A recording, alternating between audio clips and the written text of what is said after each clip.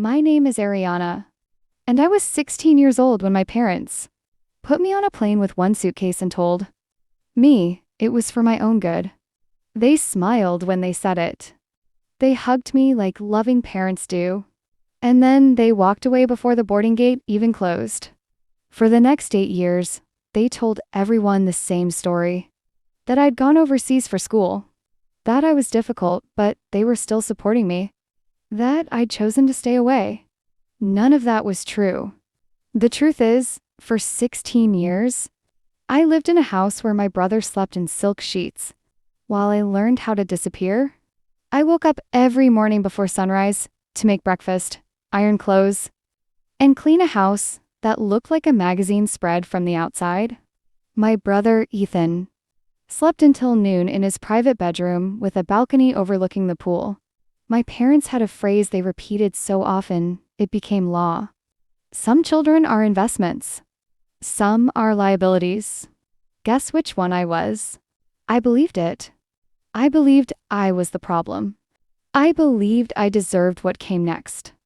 Not until years later, standing in a marble-floored law office, did I realize the truth. They hadn't sent me away to help me. They sent me away to erase me. And now, after 8 years of silence, they were calling again. Not to ask how I survived. Not to apologize. But to ask for my inheritance? Before I explain how that happened, take a second and ask yourself something. Have you ever been abandoned by the people who were supposed to protect you?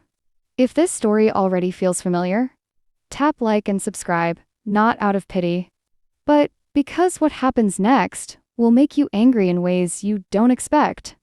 And if you're watching right now, drop a comment telling me where you're from and what time it is there. I read every single one. Now, let me take you back.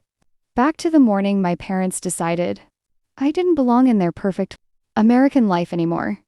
We lived in San Marino, California, the kind of neighborhood where every driveway curved just right and every lawn looked professionally sculpted. My father drove a black Mercedes S-Class. My mother hosted charity brunches and complained about wine pairings. Our kitchen had a Sub-Zero refrigerator, a Viking range, and marble countertops so white they reflected light. From the outside, we were the family people pointed to and said, "They've done everything right." Inside, I slept in the smallest room in the house, directly above the garage. In summer, it felt like an oven. In winter, my breath fogged the air.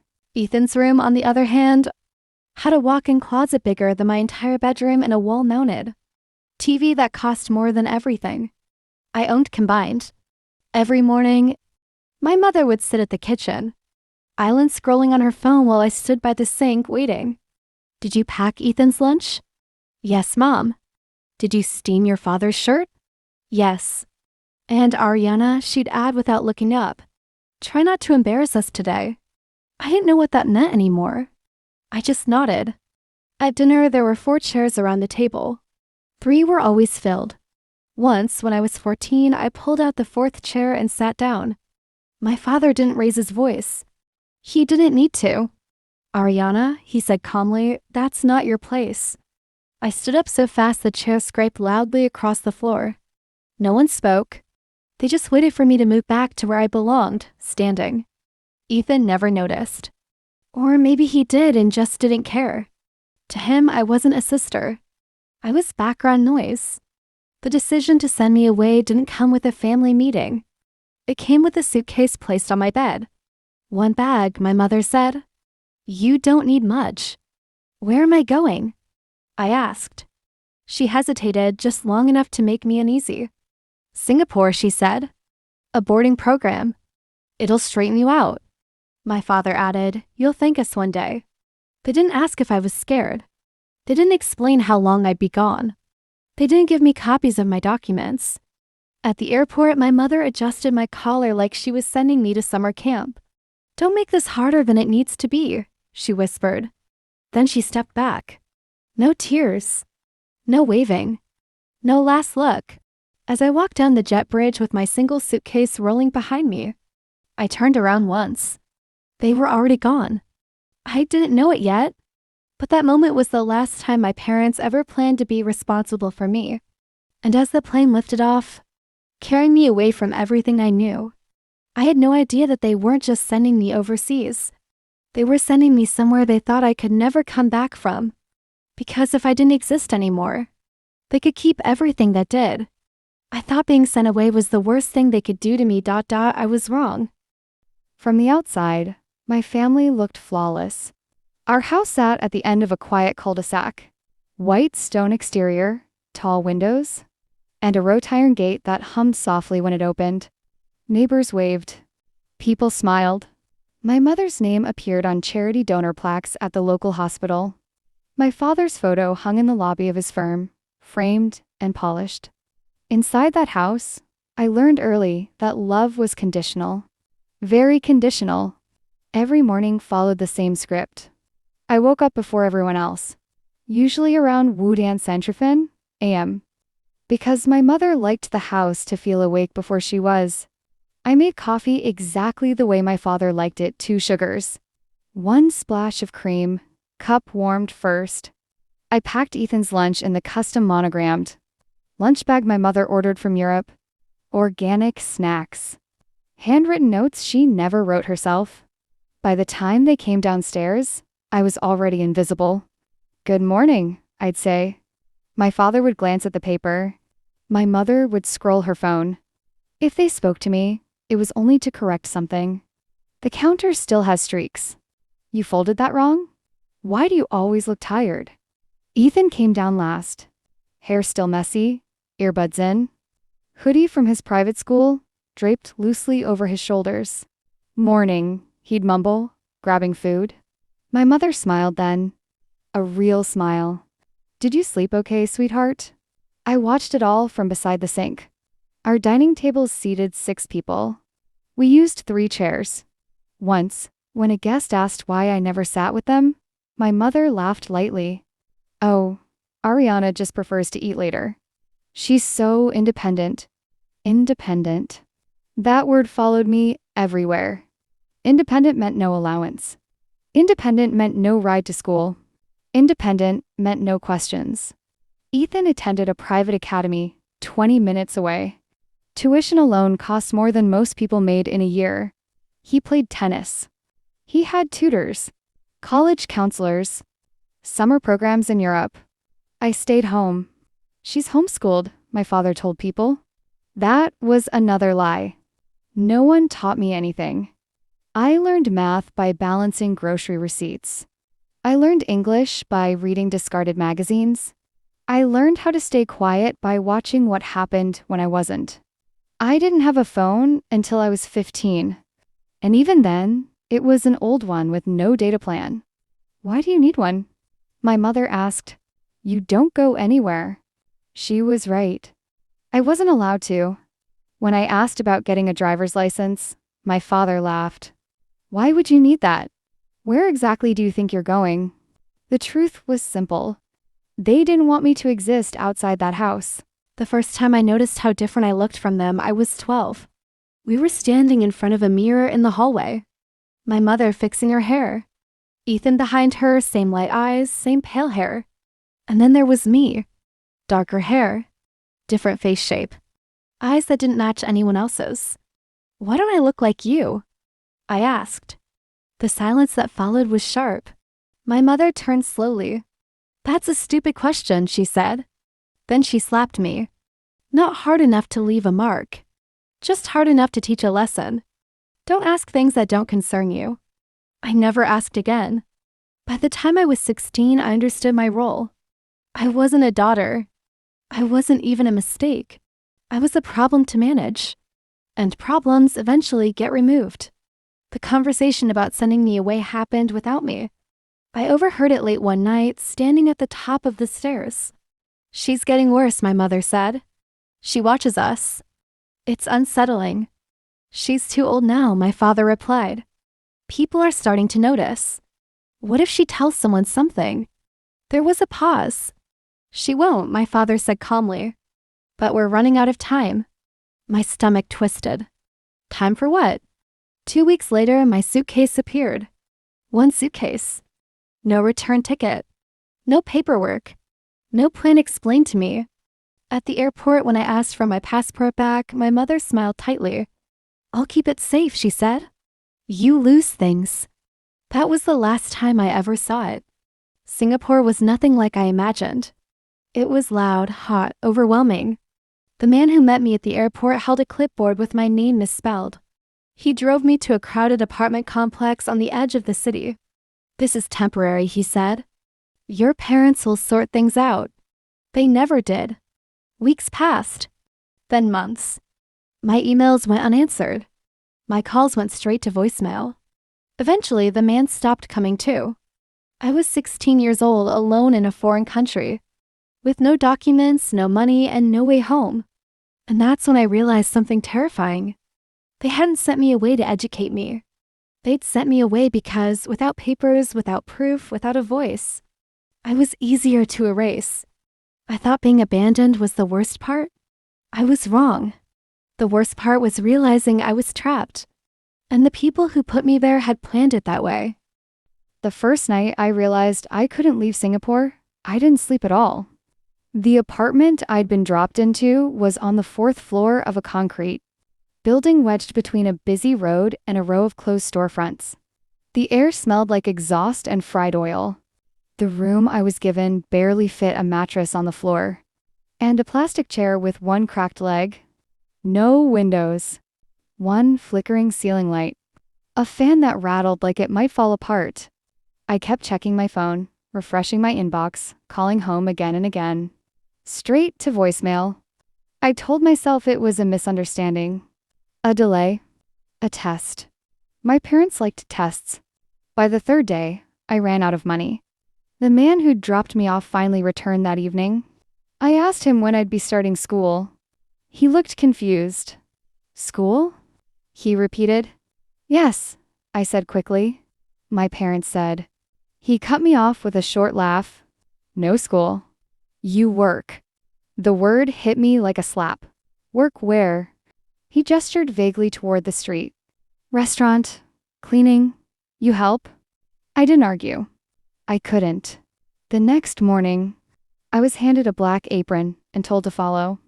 Another girl, who looked just as tired as I felt. She didn't speak much English.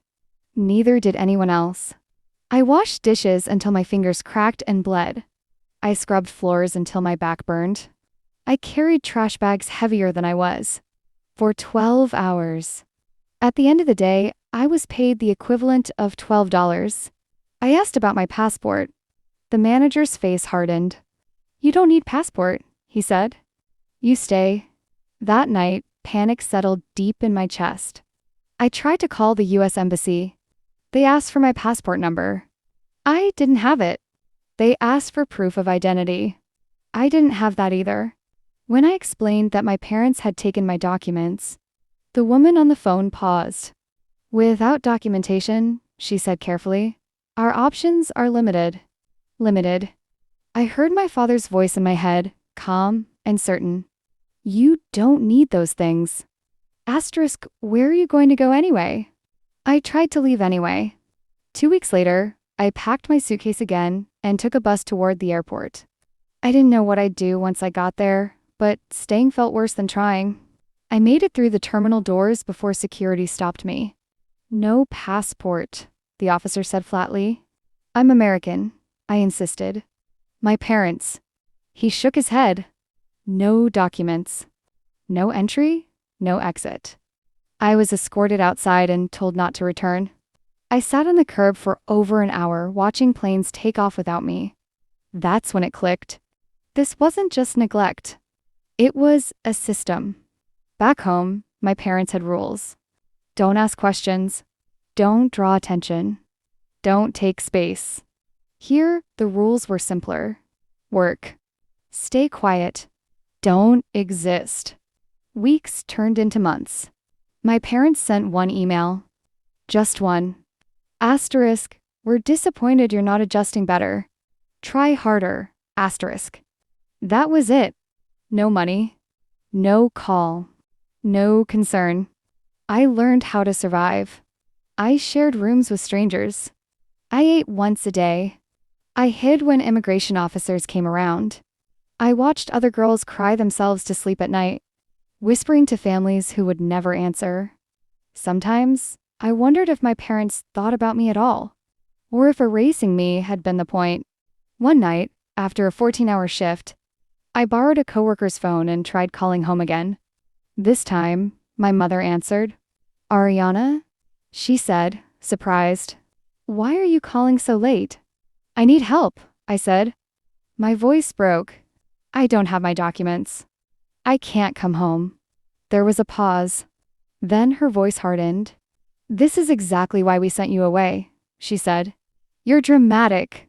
You always have been." "I'm scared," I whispered. "You wanted independence," she replied. "Now you have it." The line went dead. I stared at the phone long after the screen went dark. That was the moment something inside me finally broke. Not loudly, quietly. I stopped waiting for them. I stopped hoping. And I started paying attention. Because if my parents had gone through all this effort to erase me, there had to be a reason. I didn't know it yet, but the truth was already written down somewhere. Hidden in a document my parents never expected me to find. Survival changes you. Not in a dramatic movie-style way.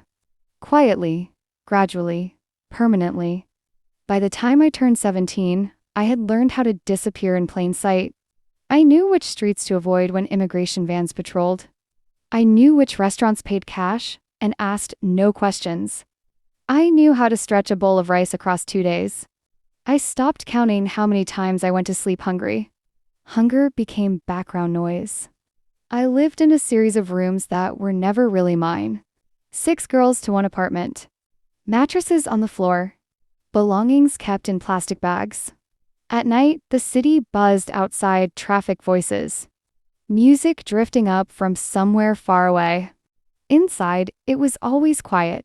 Everyone conserving energy. Everyone pretending tomorrow would be easier. It never was. Sometimes I'd sit on the fire escape and watch families walk past below. Parents holding kids' hands.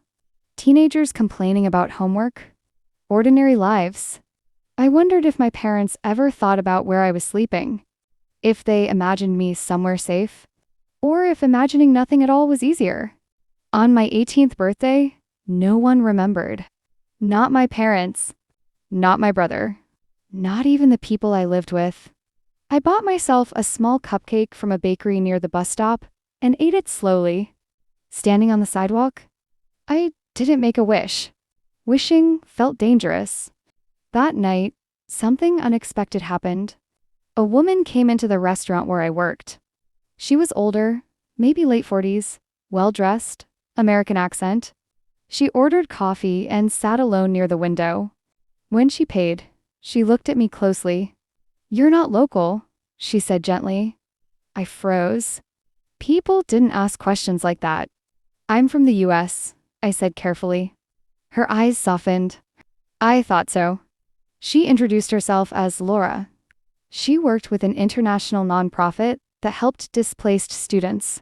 She asked how long I'd been there. I lied. I said a year. She didn't push.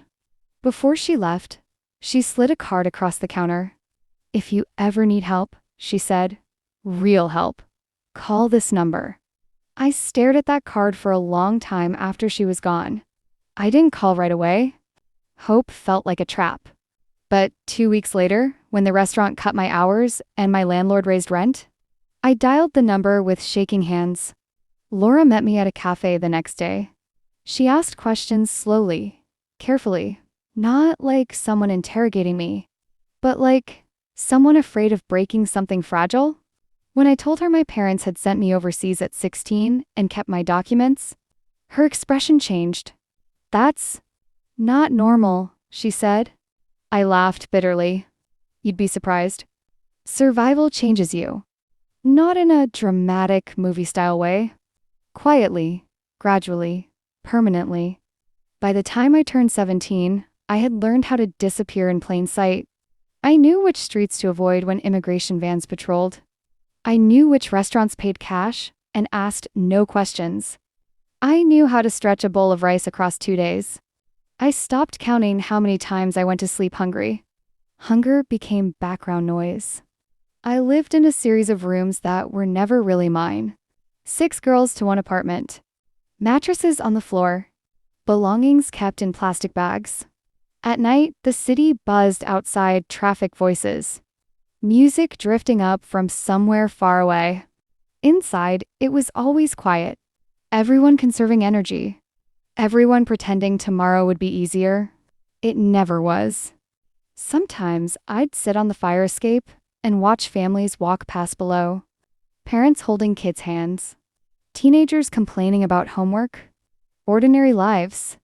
I wondered if my parents ever thought about where I was sleeping. If they imagined me somewhere safe. Or if imagining nothing at all was easier.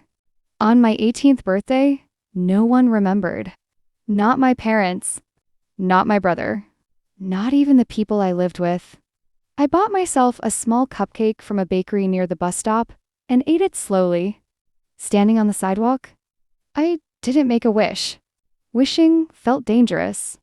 That night, something unexpected happened. A woman came into the restaurant where I worked. She was older, maybe late 40s, well-dressed, American accent. She ordered coffee and sat alone near the window. When she paid, she looked at me closely. "You're not local," she said gently. I froze.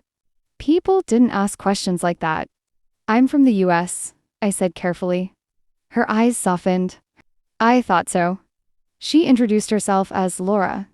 She worked with an international nonprofit that helped displaced students. She asked how long I'd been there. I lied. I said a year. She didn't push.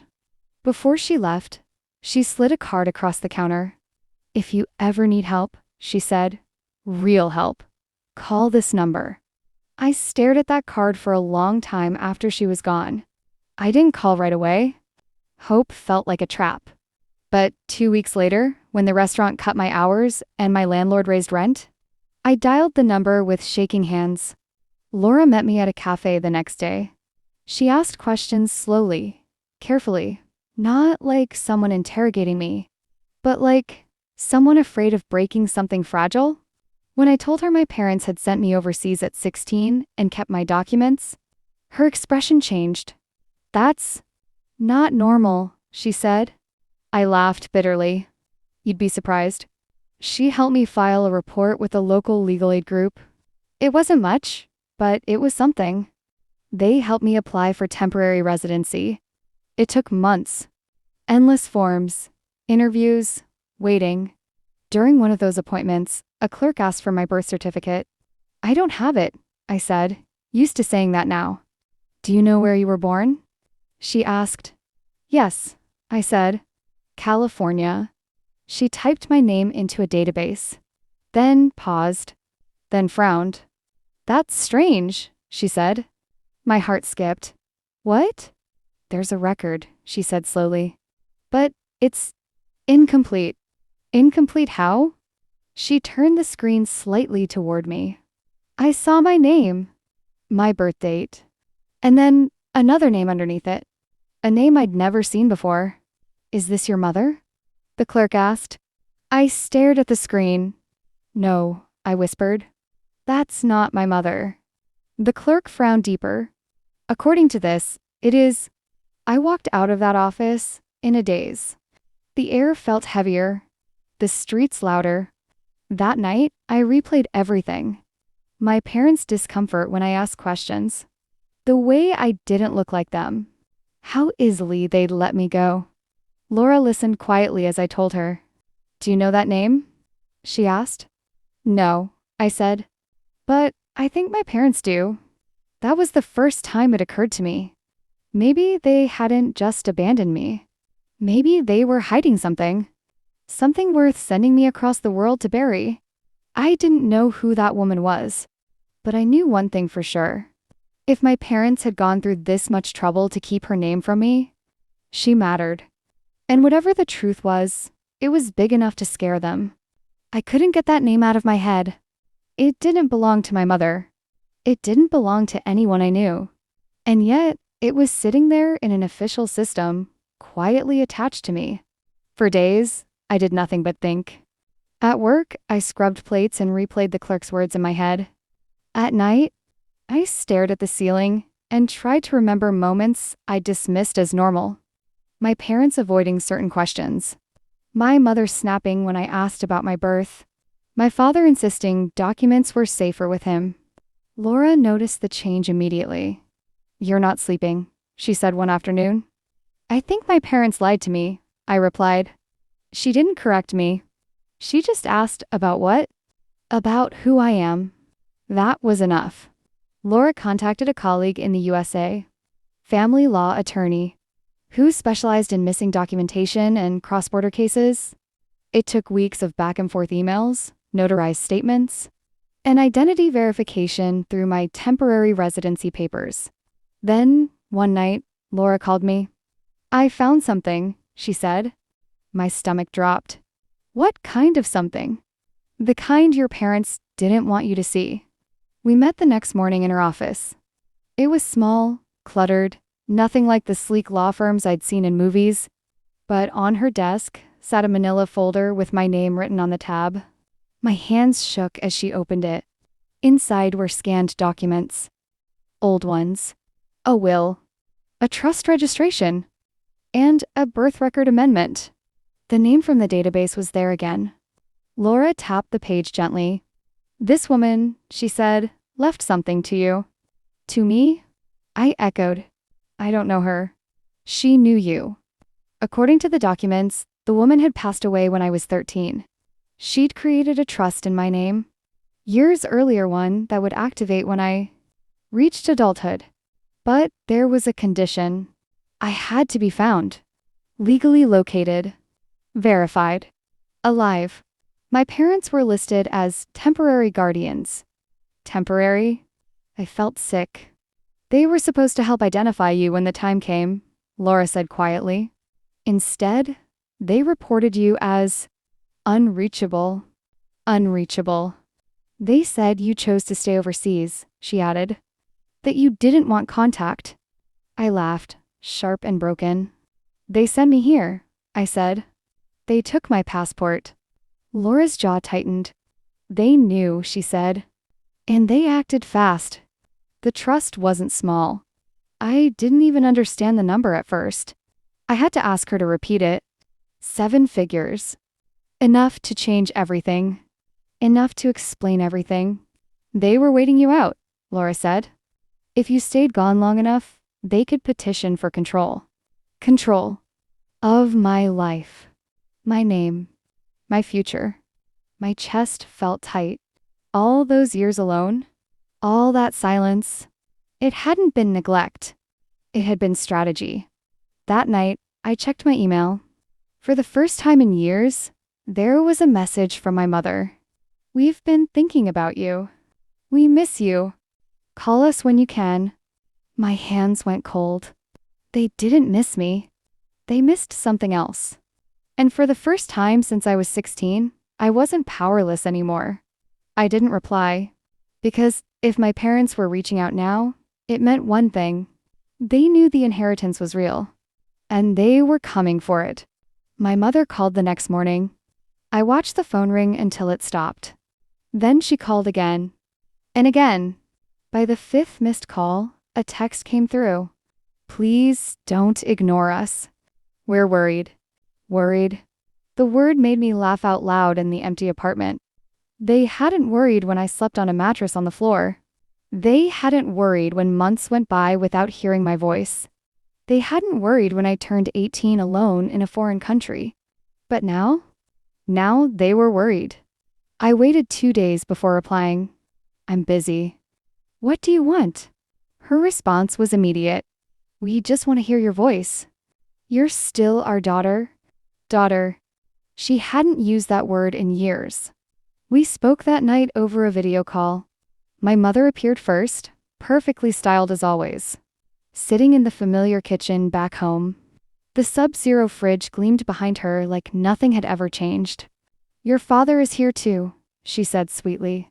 My father leaned into frame, smiling carefully. We've been meaning to reach out, he said. We feel terrible about how things ended. Ended.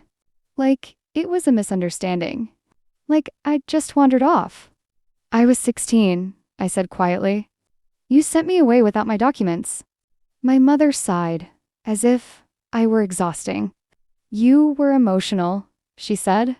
We thought distance would help you mature. My father nodded. And look at you now, independent, strong. I stared at them through the screen. They weren't apologizing. They were rewriting. We want you to come home, my mother continued. You don't belong over there. There it was. Home. I don't have a passport, I reminded her. She smiled. We can help with that. Help. After years of refusal, suddenly they could help. We've even spoken to an attorney, my father added smoothly. There are some matters we should discuss as a family. I felt my chest tighten. What matters? I asked. He hesitated, just for a second too long. Legal things, he said. Paperwork. Assets. Assets. I kept my face neutral. I'll think about it, I said. My mother's smile slipped. You should come back soon, she said sharply. People are asking questions. Questions. That was the crack. They weren't afraid of losing me. They were afraid of being seen. Over the next week, the messages kept coming. Photos of the house, of family dinners, of my brother smiling beside them. Your room is still here. We've always kept a place for you. Lies stacked on lies. Then Ethan called. I hadn't heard his voice in years. Ari, he said, too casual. Mom says you're thinking of coming back. I'm thinking, I replied. You should, he said. Things could be easier. Dad says there's money involved. For all of us. There it was. No concern. No guilt. Just opportunity. That night, I called Laura. They're asking me to come home, I said. She was quiet for a moment. Do you want to? She asked. I thought about the girl who'd been put on a plane with one suitcase. The nights I'd cried myself to sleep, wondering if anyone cared. No, I said. But I think I need to. To confront them? To finish it. Laura exhaled slowly. Then we'd do it right, she said. On your terms. The next morning, I texted my mother. I'll come home. Her reply came instantly. We are so proud of you. I stared at the words. Pride was easy now. Because they thought they were winning. They believed I was coming back to belong again. They had no idea I was coming back to take everything they'd tried to steal. Walking off the plane felt unreal. The airport smelled the same coffee, disinfectant, impatience. Announcements echoed overhead in English I hadn't heard spoken to me in years. For a moment, my legs felt weak, like they might give out. I was back. Not as the girl they sent away. As someone they no longer controlled. My parents were waiting just beyond the security gate. My mother spotted me first. Her face lit up, hands flying to her mouth in a performance of shock and joy. She rushed forward and wrapped me in a hug that felt stiff, rehearsed. Oh my God, she said loudly. Look at you. My father followed more slowly, eyes scanning me like he was assessing damage. You look? Well, he said. Ethan hung back, arms crossed. Studying me was something between curiosity and discomfort. I didn't hug any of them back. The drive home was quiet. They filled the silence with small talk weather. Traffic, neighbors who'd asked about me. No one asked how I'd survived. No one apologized. When we pulled into the driveway, the house looked exactly the same. White stone. Perfect hedges.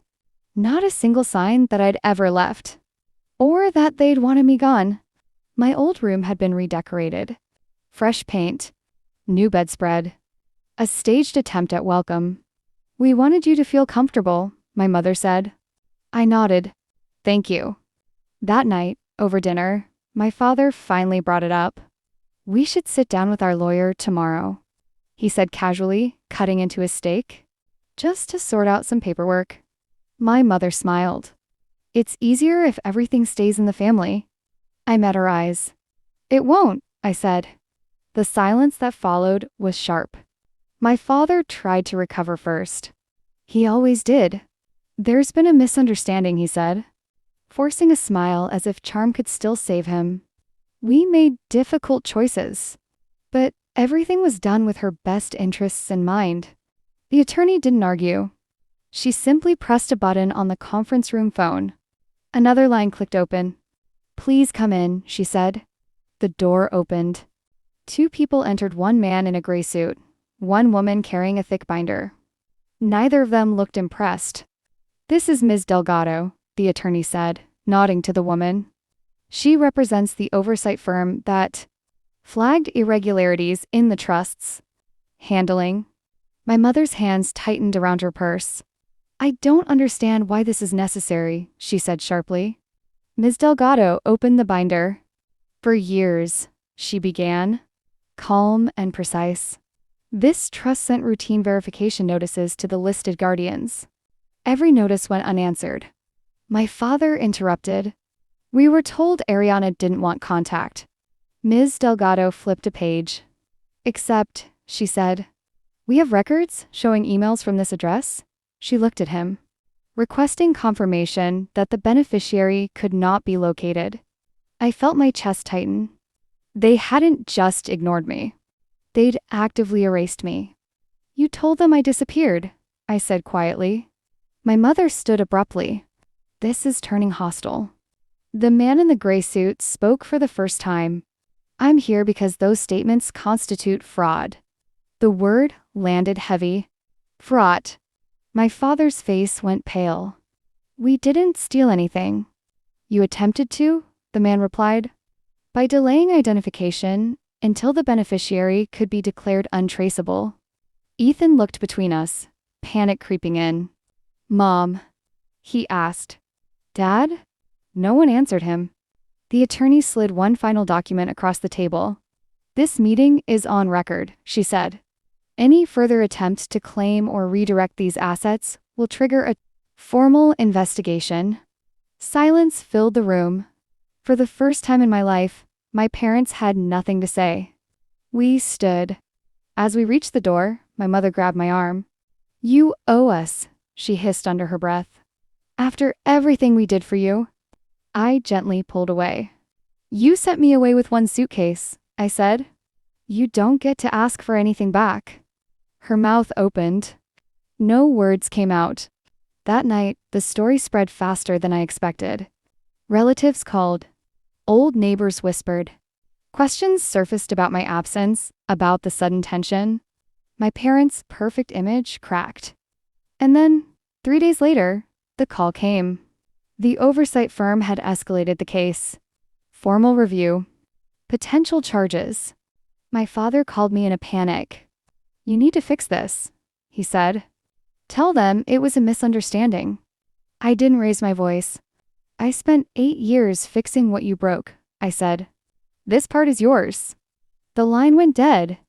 They thought losing the money was the worst outcome. They hadn't yet realized what losing their reputation would cost them. The investigation moved faster than I expected. Once questions start getting asked in the right rooms, silence becomes impossible. My parents' names stopped appearing on charity boards. Invitations dried up. Friends who once filled our dining room suddenly became busy.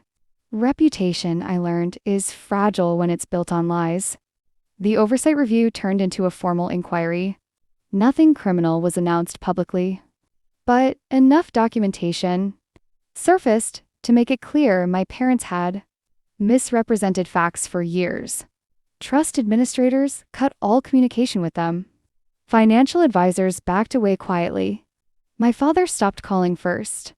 My mother didn't. She left voicemails late at night, her voice swinging between anger and desperation. We didn't mean to hurt you. You're exaggerating.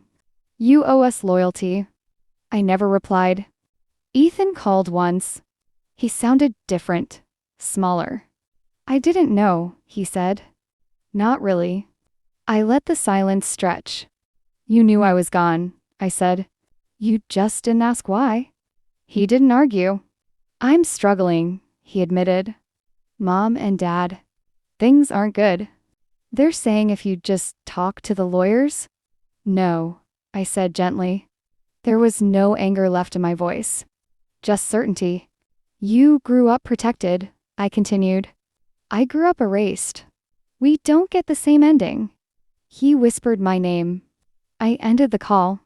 That was the last time I spoke to any of them. The trust finalized a month later. Seeing my name, my real name, on official documents felt unreal. Not because of the amount, but because for the first time, I existed on paper. Legally. Indisputably. Without their permission. I moved into a small apartment near the city. Nothing extravagant. Sunlight through the windows. A door that locked from the inside. The first night there, I slept for 12 hours straight. No fear. No listening for footsteps. No waiting for permission to breathe. I enrolled in school the following semester. Sitting in a classroom felt strange at first. I was older than some students, quieter than most. But I learned quickly. I always had. One afternoon, while sorting through documents from the trust, I found a letter folded inside a legal envelope. It was handwritten. From the woman whose name I'd seen on that screen years earlier. She didn't write about money. She wrote about hope. About a future she believed I'd reach, even if she wouldn't see it. I cried then. Not because of what I'd lost, but because someone, somewhere, had wanted me to survive. Today, I wake up when I want to. I eat when I'm hungry. I speak without rehearsing. Sometimes, I still flinch when my phone rings. Healing isn't clean. It's slow, but it's real. If you've ever been made to feel like a burden, if you've ever been pushed out so others could stay comfortable, know this. Being abandoned doesn't mean you are unwanted. Sometimes, it means you were inconvenient to people who didn't deserve you. If this story meant something to you, take a moment to like and subscribe. More stories like this are waiting. And if you're still here, tell me this in the comments. What would you have done in my place? They sent me away with one suitcase. I came back with my life. Disclaimer. Some details in this story have been dramatized to convey emotional truth and real-life lessons. Situations like this do happen. And many young people face abandonment, coercion, and control behind closed doors. If this story reached you, share it with someone who needs to hear it. Thank you for staying with me until the end.